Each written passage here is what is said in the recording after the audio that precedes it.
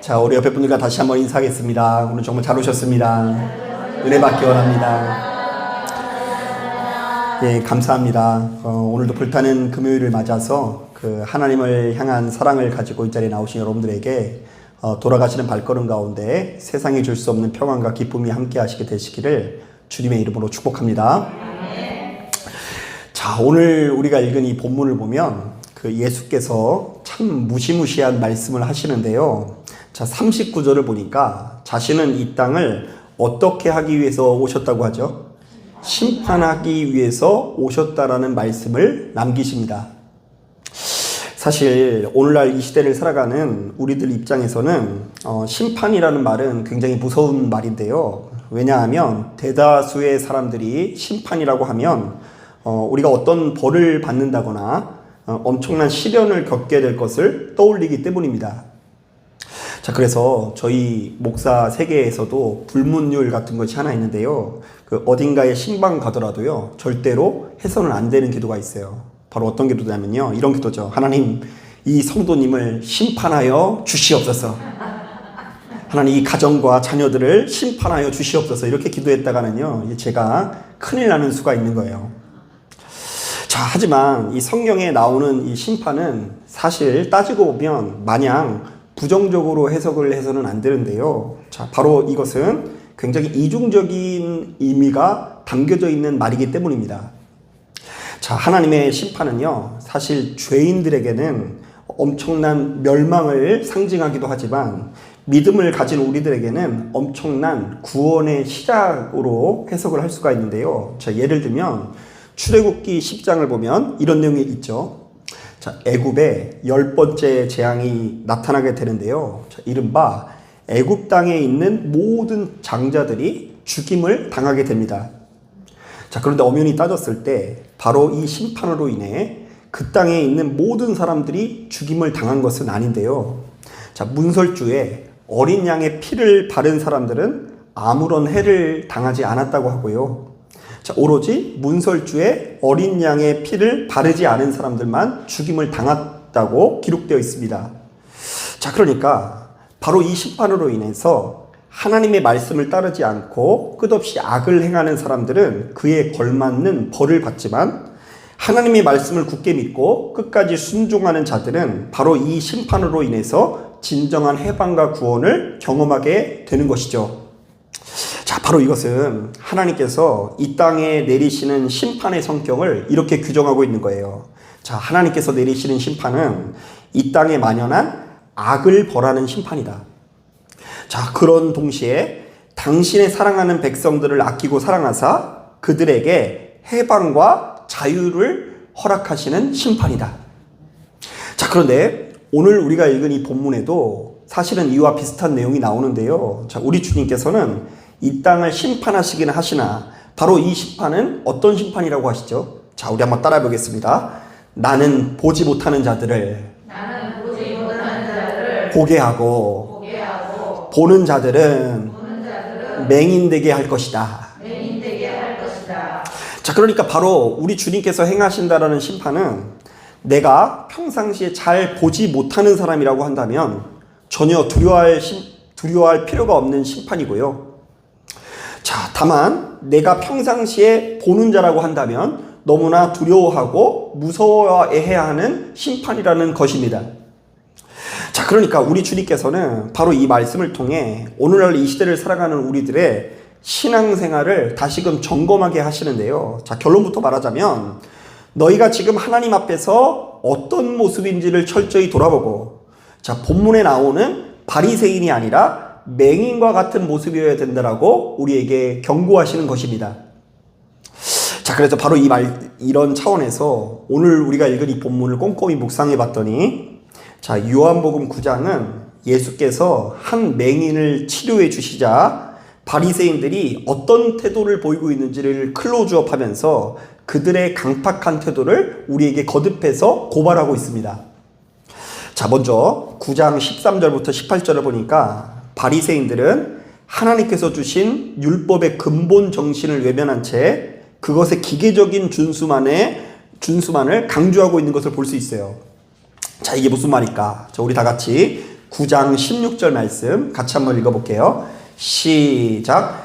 바리새인 중에 어떤 사람은 말하되 이 사람이 안식일을 지키지 아니하니 하나님께로부터 온 자가 아니라 하며, 어떤 사람은 말하되 죄인으로서 어떻게 이러한 표적을 행하겠느냐 하여 그들 중에 분쟁이 있었더니. 참 황당하게도 나면서부터 맹인이었던 자가 치료가 되자 바리새인들 사이에 어떤 논쟁이 있다고 하죠. 자, 모두가 기뻐하는 것이 아니라 한 부류의 사람들은요, 예수께서 무엇을 지키지 않았다고요? 안식일을 지키지 않았으니까 잘못된 사람이라고 주장하고요. 또 한 부류의 사람들은 아니 죄인에게서 어떤 이런 능력이 나타나냐고 하면서 그들 사이에 논쟁이 생기게 된 것입니다. 자, 그런데 여러분, 상식적으로 이게 싸울 일입니까? 자, 하나님을 믿는 사람들이 주변에 있는 누군가가 복을 받았다고 하고 잘 되었다고 하면 함께 축복을 해야지 왜 이렇게 이상한 태도를 보이고 있냐는 것입니다. 자, 계속해서 9장 20절부터 29절을 보면 예수께서 기적을 행했다라는 소식을 듣고 바리새인들이 맹인과 그의 부모를 불러다 놓고 청문회를 벌이는 장면이 나옵니다. 자, 그들은 이 맹인과 그의 부모에게 이 사람이 정말 나면서부터 맹인인 것이 맞는지를 좀 확인하고요. 자, 예수란 사람이 너를 어떻게 고쳐줬는지를 계속해서 거듭해서 이렇게 물어봅니다. 자, 그리고는요, 이 맹인과 그의 가족들이 예수님께 고마워한다거나 조금이라도 편을 들라고 하면 갑자기 화를 내면서 이렇게 말합니다. 너는 예수의 제자이나 나는 모세의 제자이다. 자, 하나님께서는 분명히 모세는 보내셨으나 이 사람을 보내셨다라는 증거가 충분하지 않다. 자, 심지어 34절을 보니까 한 바리새인이 이렇게 말합니다. 내가 온전히 죄 가운데 태어난 주제에 어디 우리를 가르치려고 하느냐. 자, 그러니까 나면서부터 맹인으로 태어났던 사람은 뭔가 큰 죄를 지어서 저주를 받았다라는 것이고요. 자신들은 맹인보다 훨씬 더 뛰어난 사람이라 이렇듯 훌륭한 모습으로 태어났다라고 이 맹인을 이렇게 정죄하는 것을 볼 수 있어요. 자, 그러자 맹인이 이렇게 말합니다. 이상하다. 이 사람이 내 눈을 뜨게 했으면 충분한 증거가 될 텐데 당신들은 그가 어디서 왔는지 알지 못하는도다. 자, 저는 바로 이 말씀을 묵상하는데 문득 마태복음 11장에 있는 말씀이 생각났는데요. 자, 거기 보면 이런 말씀이 있어요. 우리가 너희를 향하여 피리를 불어도 너희가 춤추지 않고 우리가 슬피 울어도 너희가 가슴을 치지 아니하였다. 자, 그러니까 우리들은 지금 눈앞에 예수께서 나타나신다거나 그 예수께서 병자들을 고치시는 모습을 목격한다고 할지라도, 자, 그분을 알아보지 못하는 사람들은 좀처럼 잔치에 동참하지 못한다라는 것인데요. 자, 이른바 예수께서 아무리 놀라운 일을 행하셔도 자기 의에 사로잡혀서 교만한 사람은 예수님의 꼬투리만 잡으려고 했지 그분의 가르침에 좀처럼 순종할 수 없었다라는 것입니다. 자, 그렇다면 오늘날 이 시대를 살아가는 우리들은 본문에 나와 있는 이 예수님의 가르침을 쉽사리 이해할 수 있는데요. 자, 예수께서는 이 세상을 심판하사 보지 못하는 자들을 보게 하고 보는 자들을 맹인이 되게 할 거라고 말씀하셨는데, 자, 이때 보지 못하다가 보게 된 자는 누구를 의미합니까? 평상시 가장 비천한 모습으로 살아가다가 주를 영접하게 된 겸손한 맹인을 일컫고요. 자, 이에 반해서 평상시 아무런 문제 없이 보다가 맹인된 자는 누구를 말합니까? 평상시 가장 거룩한 모습으로 살았음에도 불구하고 예수를 박대하고 외면하고 이 교만한 바리새인들을 일컫는다라는 것을 우리는 알 수 있습니다. 결국 오늘 우리가 읽은 본문도 역시 오늘날 이 시대를 살아가는 우리들에게 성경에서 이야기하는 것과 아주 일관된 목소리를 전하고 있는데요. 너희가 아무리 성경 박사가 된다고 할지라도 스스로 교만한 자가 되어서 타인 위에 군림하면 예수를 제대로 영접할 수 없고 자기 자신을 하나님 앞에 죄인으로 여기면서 겸손한 사람이 되어질 때에 주를 영접할 수 있다는 것입니다. 가만히 보면 사람이 하나님을 믿되 바리새인처럼 믿으면 참 강팍해지고 교만해질 수밖에 없고요. 자, 주변 사람들을 열심히 믿음에도 불구하고 참 힘들게 할 수밖에 없는데요. 왜냐하면 바로 그 사람은 자기 자신이 왕이 되어 주변에 있는 모든 사람들 위해 군림할 수 있는 소지가 높기 때문입니다. 자, 제가 일전에 그 역사 관련되어 있는 책을 읽다가 재밌는 글을 읽었는데요. 그 역사학자들에 의하면 조선시대 수많은 신하들이 항시 이 설문조사 비슷한 걸 했는데요. 신하들끼리 우리가 그동안 이 조선이라는 나라의 신하인데 우리 중에 가장 이 좋은 신하가 누구인가를 놓고 이 신하들끼리 설문조사를 했대요.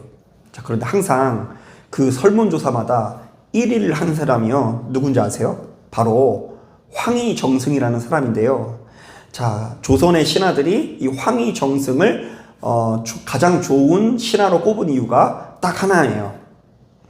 자, 이 그 황희정승은요, 자신이 모신 임금의 크고 작은 잘못을 그대로 따르지 않고 드러내서 그것을 고치게 했다라는 것입니다. 자, 그러니까 그 임금한테 끝까지 옳은 말을 한 사람이기 때문에 이 사람이 좋은 신하래요.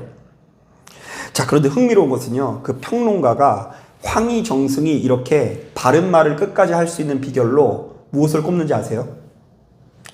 그 황희정승이 모시고 있는 세종대왕의 인격을 꼽습니다.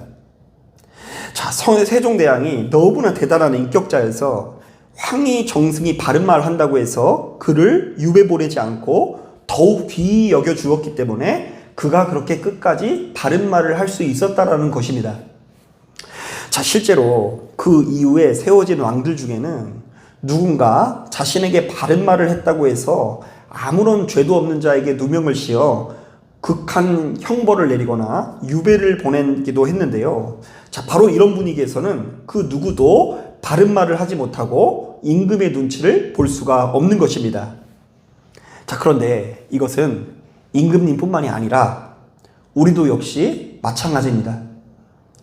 자, 왕까지는 아니더라도 하나님과 사람 앞에 교만해서 자신을 세상 의로운 자로 여기는 사람들은 안타깝게도 늘상 무엇이 발달되냐면요, 천만인의 작은 허물까지도 잘 간파하는 능력이 생기게 돼요.